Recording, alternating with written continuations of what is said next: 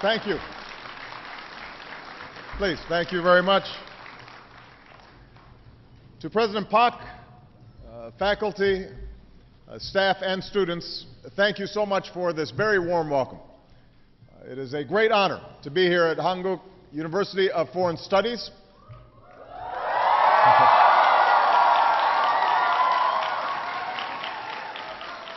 I want to thank Dr. Barck for a few moments ago making me an honorary alumni of the university.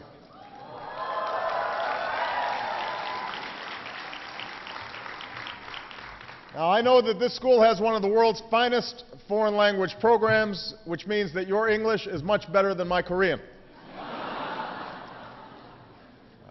All I can say is, 감사합니다.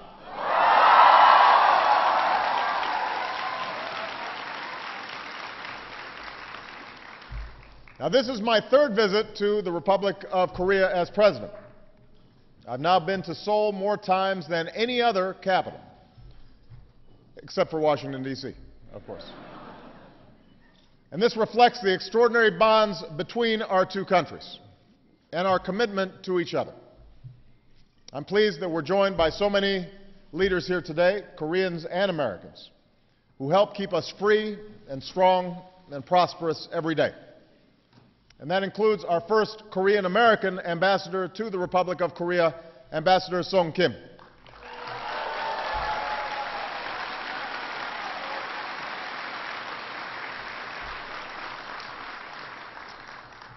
I've seen the deep connections between our peoples in my own life, among friends and colleagues.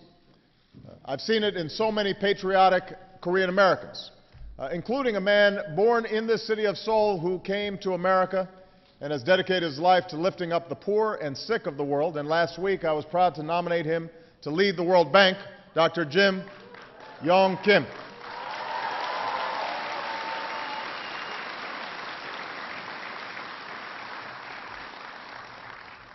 I've also seen the bonds in our men and women in uniform. Like the American and Korean troops I visited yesterday along the DMZ, freedom's frontier, and we salute their service and are very grateful for them. We honor all those who have given their lives in our defense, including the 46 brave souls who perished aboard the Chonan 2 years ago today. And in their memory, we reaffirm the enduring promise at the core of our alliance. We stand together, and the commitment of the United States to the defense and the security of the Republic of Korea will never waver.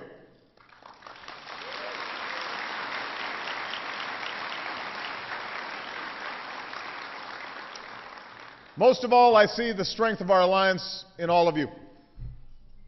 For decades, this school has produced leaders, public servants, diplomats, business people, who've helped propel the modern miracle that is Korea, transforming it from crushing poverty to one of the world's most dynamic economies, from authoritarianism to a thriving democracy, from a country focused inward to a leader for security and prosperity not only in this region but also around the world, a truly global Korea. So to all the students here today, this is the Korea your generation will inherit. And I believe there is no limits to what our two nations can achieve together. For like your parents and grandparents before you, you know that the future is what we make of it.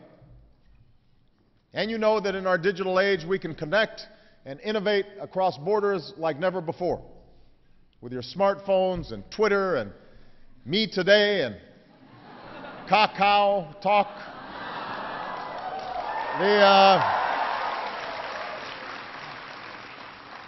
It's no wonder so many people around the world have caught the Korean wave.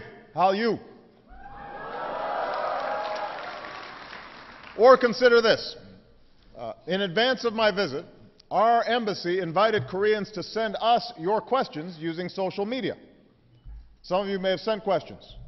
And they called it Ask President Obama. Now, one of you, maybe it was somebody else, this is true, asked this question. Have you posted yourself a supportive opinion on a website under a disguised name, pretending you are one of the supporters of President Obama. I hadn't thought of this. But the truth is, I have not done this. Maybe my daughters have. But I haven't done that myself. So our shared future and the unprecedented opportunity to meet shared challenges together is what brings me to Seoul. Over the next 2 days, under President Lee's leadership, we'll move ahead with the urgent work of preventing nuclear terrorism by securing the world's nuclear materials. Now, this is an important part of the broader, comprehensive agenda that I want to talk with you about today. Our vision of a world without nuclear weapons. 3 years ago, I traveled to Prague, and I declared America's commitment to stopping the spread of nuclear weapons and to seeking a world without them. I said I knew that this goal would not be reached quickly, perhaps not in my lifetime. But I knew we had to begin with concrete steps. And in your generation, I see the spirit we need in this endeavor. An optimism that beats in the hearts of so many young people around the world. It's that refusal to accept the world as it is, the imagination to see the world as it ought to be, and the courage to turn that vision into reality. So today, with you, I want to take stock of our journey and chart our next steps. Here in Seoul, more than 50 nations will mark our progress toward the goal we set at the summit I hosted 2 years ago in Washington, securing the world's vulnerable nuclear materials in 4 years so that they never fall into the hands of terrorists. And since then, nations, including the United States, have boosted security at nuclear facilities. South Korea, Japan, Pakistan, and others are building new centers to improve nuclear security and training. Nations like Kazakhstan have moved nuclear materials to more secure locations. Mexico, and just yesterday, Ukraine, have joined the ranks of nations that have removed all the highly enriched uranium from their territory. All told, thousands of pounds of nuclear material have been removed from vulnerable sites around the world. This was deadly material that is now secure and can now never be used against a city like Seoul. We're also using every tool at our disposal to break up black markets in nuclear material. Countries like Georgia and Moldova have seized highly enriched uranium from smugglers. And countries like Jordan are building their own counter-smuggling teams. And we're tying them together in a global network of intelligence and law enforcement. Nearly 20 nations have now ratified the treaties and international partnerships that are at the center of our efforts. And I should add that with the death of Osama bin Laden and the major blows that we've struck against al-Qaeda, a terrorist organization that has actively sought nuclear weapons is now on the path to defeat. So in short, the international community has made it harder than ever for terrorists to acquire nuclear weapons, and that has made us all safer. We're building an international architecture that can ensure nuclear safety. But we're under no illusions. We know that nuclear material, enough for many weapons, is still being stored without adequate protection. And we know that terrorists and criminal gangs are still trying to get their hands on it, as well as radioactive material for a dirty bomb. We know that just the smallest amount of plutonium, about the size of an apple, could kill hundreds of thousands and spark a global crisis. The danger of nuclear terrorism remains one of the greatest threats to global security. And that's why here in Seoul, we need to keep at it. And I believe we will. We're expecting dozens of nations to announce over the next several days that they've fulfilled the promises they made 2 years ago. And we're now expecting more commitments, tangible, concrete action to secure nuclear materials and, in some cases, remove them completely. This is the serious, sustained global effort that we need. And it's an example of more nations bearing the responsibility and the costs of meeting global challenges. This is how the international community should work in the 21st century. And Korea is one of the key leaders in this process. The United States will continue to do our part, securing our own material and helping others protect theirs. We're moving forward with Russia to eliminate enough plutonium for about 17,000 nuclear weapons and turn it instead into electricity. I can announce today a new agreement by the United States and several European partners towards sustaining the supply of medical isotopes that are used to treat cancer and heart disease without the use of highly enriched uranium.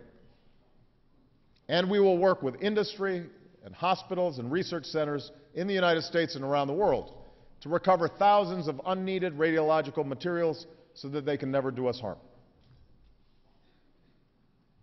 Now, American leadership has been essential to progress in a second area, taking concrete steps towards a world without nuclear weapons. As a party to the Nuclear Non-Proliferation Treaty, this is our obligation, and it's one that I take very seriously. But I believe the United States has a unique responsibility to act. Indeed, we have a moral obligation. I say this as president of the only nation ever to use nuclear weapons. I say it as a commander-in-chief who knows that our nuclear codes are never far from my side. Most of all, I say it as a father who wants my two young daughters to grow up in a world where everything they know and love can't be instantly wiped out. Over the past 3 years, we've made important progress. With Russia, we're now reducing our arsenal under the New START Treaty, the most comprehensive arms control agreement in nearly 20 years. And when we're done, we will have cut American and Russian deployed nuclear warheads to their lowest level since the 1950s. As president, I changed our nuclear posture to reduce the number and role of nuclear weapons in our national security strategy. I made it clear that the United States will not develop new nuclear warheads, and we will not pursue new military missions for nuclear weapons. We've narrowed the range of contingencies under which we would ever use or threaten to use nuclear weapons. At the same time, I've made it clear that so long as nuclear weapons exist, we'll work with our Congress to maintain a safe, secure, and effective arsenal that guarantees the defense not only of the United States, but also our allies, including South Korea and Japan. Now, my administration's nuclear posture recognizes that the massive nuclear arsenal we inherited from the Cold War is poorly suited to today's threats, including nuclear terrorism. So last summer, I directed my national security team to conduct a comprehensive study of our nuclear forces. That study is still underway, but even as we have more work to do, we can already say with confidence that we have more nuclear weapons than we need. Even after New START, the United States will still have more than 1,500 deployed nuclear weapons and some 5,000 warheads. I firmly believe that we can ensure the security of the United States and our allies, maintain a strong deterrent against any threat, and still pursue further reductions in our nuclear arsenal. Going forward, we'll continue to seek discussions with Russia on a step we have never taken before, reducing not only our strategic nuclear warheads, but also tactical weapons and warheads in reserve. I look forward to discussing this agenda with President Putin when we will meet in May. Missile defense will be on the agenda, but I believe this should be an area of cooperation, not tension. And I'm confident that working together, we can continue to make progress and reduce our nuclear stockpiles. Of course, we'll consult closely with our allies every step of the way, because the security and defense of our allies, both in Europe and Asia, is non-negotiable. Here in Asia, we've urged China, with its growing nuclear arsenal, to join us in a dialogue on nuclear issues. That offer remains open. And more broadly, my administration will continue to pursue ratification of the Comprehensive Test Ban Treaty. And after years of delay, it's time to find a path forward on a new treaty that verifiably ends the production of fissile materials for nuclear weapons, ends it once and for all. By working to meet our responsibilities as a nuclear power, we've made progress in a third area: strengthening the global regime that prevents the spread of nuclear weapons. When I came into office, the cornerstone of the world's effort, which is the Nuclear Non-Proliferation Treaty, was framed. Iran had started spinning thousands of centrifuges. North Korea conducted another nuclear test. And the international community was largely divided on how to respond. Over the past 3 years, we have begun to reverse that dynamic. Working with others, we've enhanced the global partnership that prevent proliferation. The International Atomic Energy Agency is now conducting the strongest inspections ever. And we've upheld the basic bargain of the NPT. Countries with nuclear weapons, like the United States and Russia, will move towards disarmament. Countries without nuclear weapons will not acquire them. And all countries can have access to peaceful nuclear energy. Because of these efforts, the international community is more united, and nations that attempt to flout their obligations are more isolated. Of course, that includes North Korea. Here in Korea, I want to speak directly to the leaders in Pyongyang. The United States has no hostile intent toward your country. We are committed to peace. And we are prepared to take steps to improve relations, which is why we have offered nutritional aid to North Korean mothers and children. But by now it should be clear: your provocations and pursuit of nuclear weapons have not achieved the security you seek. They have undermined it. Instead of the dignity you desire, you're more isolated. Instead of earning the respect of the world, you've been met with strong sanctions and condemnation. You can continue down the road you are on, but we know where that leads. It leads to more of the same: more broken dreams, more isolation, ever more distance between the people of North Korea and the dignity and the opportunity that they deserve. And know this: there will be no rewards for provocations. Those days are over. So to the leaders of Pyongyang, I say, this is the choice before you. This is the decision that you must make. Today we say, Pyongyang, have the courage to pursue peace and give a better life to the people of North Korea.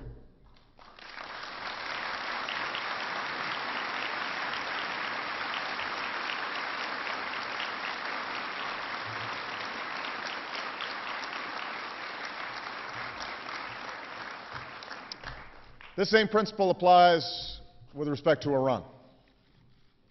Under the NPT, Iran has the right to peaceful nuclear energy.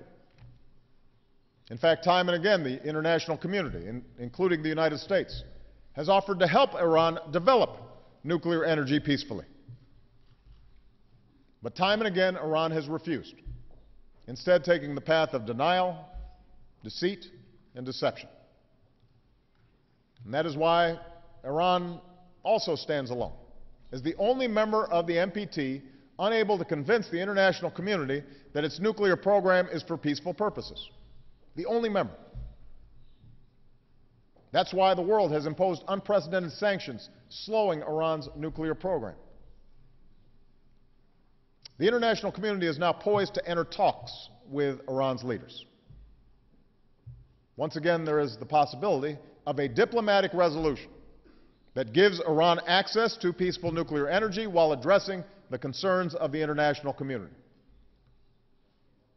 Today, I'll meet with the leaders of Russia and China as we work to achieve a resolution in which Iran fulfills its obligations. There is time to solve this diplomatically. It is always my preference to solve these issues diplomatically. But time is short. Iran's leaders must understand they too face a choice. Iran must act with the seriousness and sense of urgency that this moment demands. Iran must meet its obligations. For in the global response to Iran and North Korea's intransigence, a new international norm is emerging. Treaties are binding. Rules will be enforced. And violations will have consequences. We refuse to consign ourselves to a future where more and more regimes possess the world's most deadly weapons. And this brings me to the final area where we've made progress. A renewed commitment to harnessing the power of the atom, not for war, but for peaceful purposes. After the tragedy at Fukushima, it was right and appropriate that nations moved to improve the safety and security of nuclear facilities. We're doing so in the United States. It's taking place all across the world. As we do, let's never forget the astonishing benefits that nuclear technology has brought to our lives. Nuclear technology helps make our food safe. It prevents disease in the developing world. It's the high-tech medicine that treats cancer and finds new cures. And of course, it's the energy, the clean energy that helps cut the carbon pollution that contributes to climate change. Here in South Korea, as you know, as a leader in nuclear energy, you've shown the progress and prosperity that can be achieved when nations embrace peaceful nuclear energy and reject the development of nuclear arms. And with rising oil prices and a warming climate, nuclear energy will only become more important. And that's why in the United States we've restarted our nuclear industry as part of a comprehensive strategy to develop every energy source. We've supported the first new nuclear power plant in 3 decades. We're investing in innovative technologies so we can build the next generation of safe, clean nuclear power plants, and we're training the next generation of scientists and engineers who are going to unlock new technologies to carry us forward.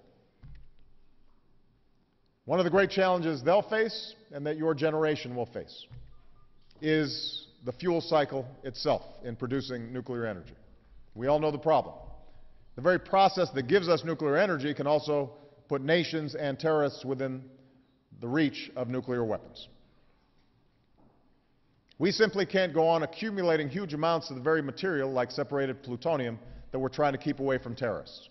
And that's why we're creating new fuel banks to help countries realize the energy they seek without increasing the nuclear dangers that we fear. And that's why I've called for a new framework for civil nuclear cooperation. We need an international commitment to unlocking the fuel cycle of the future. In the United States, we're investing in the research and development of new fuel cycles so that dangerous materials can't be stolen or diverted. And today I urge nations to join us in seeking a future where we harness the awesome power of the atom to build and not to destroy. In this sense, we see how the efforts I've described today reinforce each other. When we enhance nuclear security, we're in a stronger position to harness safe, clean nuclear energy. When we develop new, safer approaches to nuclear energy, we reduce the risk of nuclear terrorism and proliferation. When nations, including my own, fulfill our responsibilities, it strengthens our ability to ensure that other nations fulfill their responsibilities. And step by step, we come closer to the security and peace of a world without nuclear weapons. I know that there are those who deride our vision. There are those who say ours is an impossible goal that will be forever out of reach. But to anyone who doubts the great progress that is possible, I tell them, come to Korea. Come to this country, which rose from the ashes of war,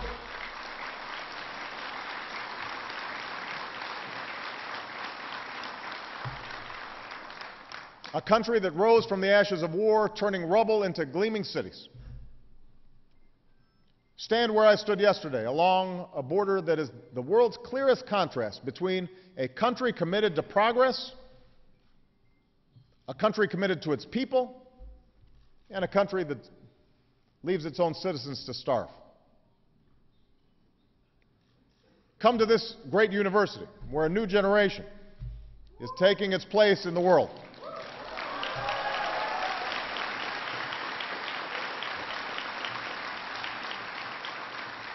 Helping to create opportunities that your parents and grandparents could only imagine. Come and see some of the courageous individuals who join us today.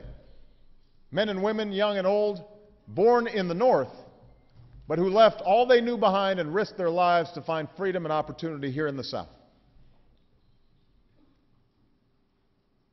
In your life stories, we see the truth. Koreans are one people. And if just given the chance, if given their freedom, Koreans in the North are capable of great progress as well. You know, looking out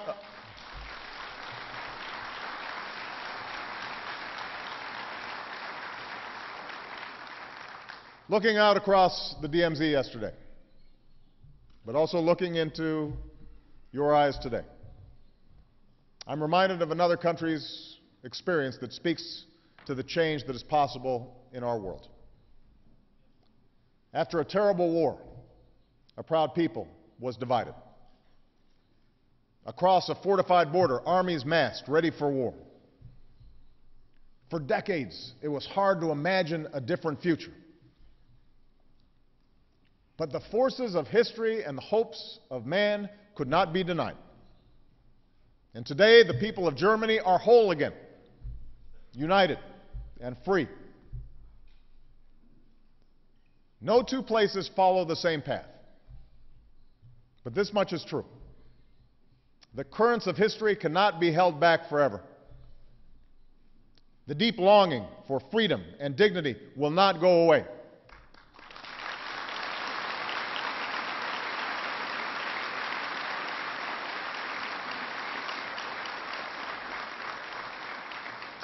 So too on this divided peninsula. The day all Koreans yearn for will not come easily or without great sacrifice. But make no mistake, it will come.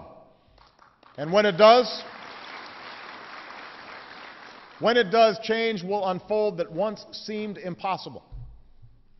And checkpoints will open, and watchtowers will stand empty, and families long separated will finally be reunited.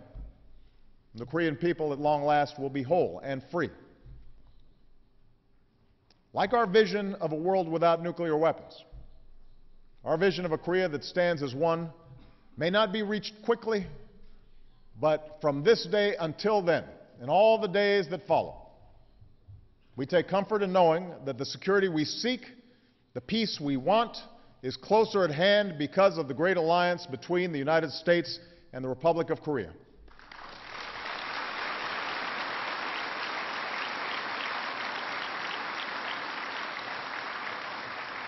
And because we stand for the dignity and freedom of all Koreans.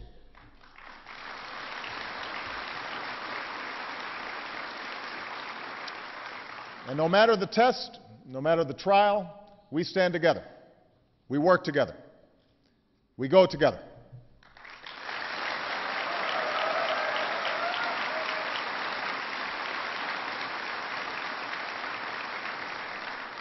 같이 갑시다. Thank you very much.